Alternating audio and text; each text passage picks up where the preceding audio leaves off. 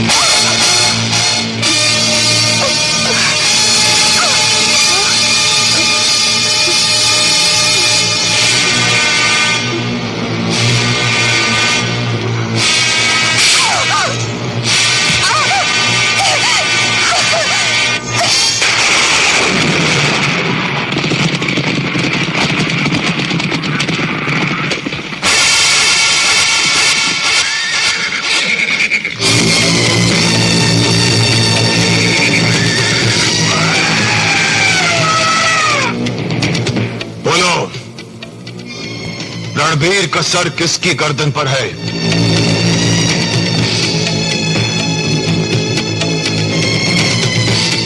रणबीर सिंह, मैं हूं।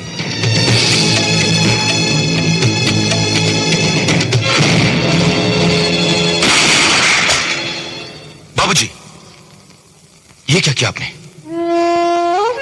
गलती तुम्हारी है बेटे। तुम्हें किसी के घर की इज्जत पर हमला नहीं करना चाहिए था। बाबूजी, उस लड़की ने मेरे घोड़े को मार डाला था। बस शर्म आनी चाहिए तुम्हें। इतना भी नहीं जानते कि घोड़े की कीमत से ज्यादा इज्जत का मोल होता है। रणबीर बेटे, ये लो मेरी पगड़ी और इसे चौधरी सारंग के पैरों में रख दो। नहीं बाबूजी, ये मैं हरगिज नहीं करूंगा। क्या? अगर ये तुम नहीं करोगे तो मैं तुम्हारा सर काट के वहां रख दूंगा।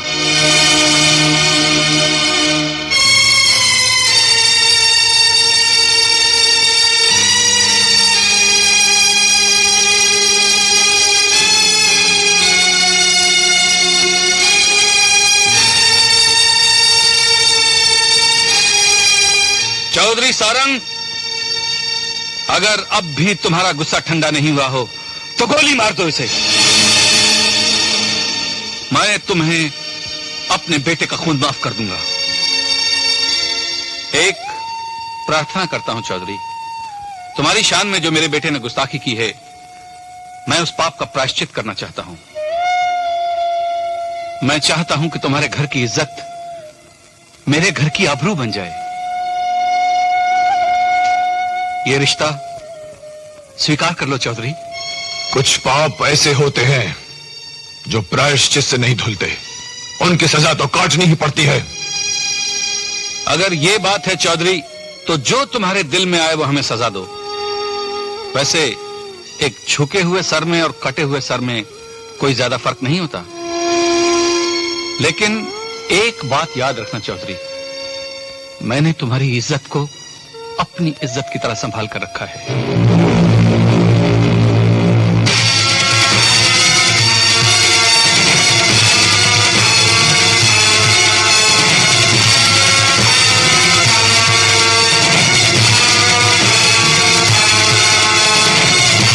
अरे सिंह, हमने तुम्हारी प्रार्थना स्वीकार कर ली है। अगले माह की 1 तारीख को रणबीर की बारात लेकर आ जाना। बाबा, आपने मेरी शादी पक्की क्यों कर दी? पहले ये बता, तूने ये क्या पहन लिया? इसमें बुराई क्या है? इसमें साड़ी ही तो पहनी है। नहीं, ये साड़ी नहीं है। 18 साल तक जिस मेहनत से हमने इसकी परवरिश की है, उसी मेहनत का रंगीन कफन है ये। तुम्हें जिस रूप में पहली बार हमने वहां देखा, तो तू हमें हमारा बेटा चांद नहीं नजर आई, तो उसकी लाश नजर आई। फिर हमने सोचा कि लाश को देर तक रखो तो बदबू देने लगती है, इसलिए हमने उस लाश का रिश्ता तय कर दिया। आप कैसे बाप है जो जीते जी अपनी बेटी को लाश कह रहे? और तुम कैसी माँ हो? 18 साल बिछुड़ने के बाद तुम्हें तुम्हारी बेटी वापस मिली है, तुम्हारी बेटी, और तुम यूं ही खड़ी हो। अरे आगे बढ़कर इसे सीने से लगाओ और चूड़ियां पहनाओ, चूड़ियां। जहां हम तिलक लगाया करते थे वहां पर टीके लगाओ और इसे सजाना शुरू करो, क्योंकि 7 दिन के बाद इसकी बारात यहां आने वाली है। बाबा, मैं शादी नहीं करूंगी।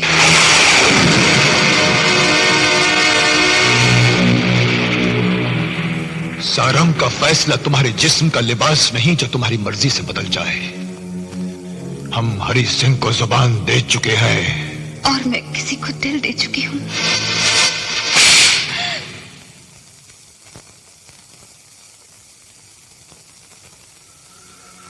बीस साल पहले जिस बात को हमारे सामने कहने की हिम्मत हमारी बहन भी नहीं कर सकी थी, जबकि वो हमारे साथ खेली कूदी बड़ी हुई थी, उसी बात को तूने, जो हमारी खुद की पैदाइश है, सबके सामने खुलेआम कह दी।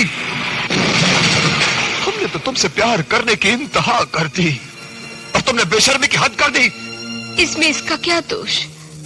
आपने तो इसे शर्माना सिखाया ही नहीं, तो ये क्या जाने। जैसा स्कूल खोलोगे वैसे ही तो बच्चे होंगे। लेकिन जैसे बच्चे होंगे वैसा बाप नहीं होगा। एक बात अच्छी तरह से याद रखना चांद, हमारी बहन की तरह कोई भी गलत कदम घर से बाहर मत निकालना। तू तो जानती है कि हमारी जागीर में जाते हुए कदमों के निशान नहीं रहते। मोहब्बत की जमीन पर आने वालों के पांव के निशान तो मिलते हैं, मगर जाने वालों के पांव के निशान वहां भी नहीं मिलते बाबा।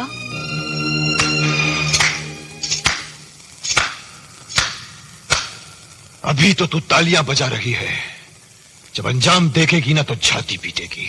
और तू तड़पेगा जब तुझे मालूम होगा कि वो कौन है जिसे चांद प्यार करती है।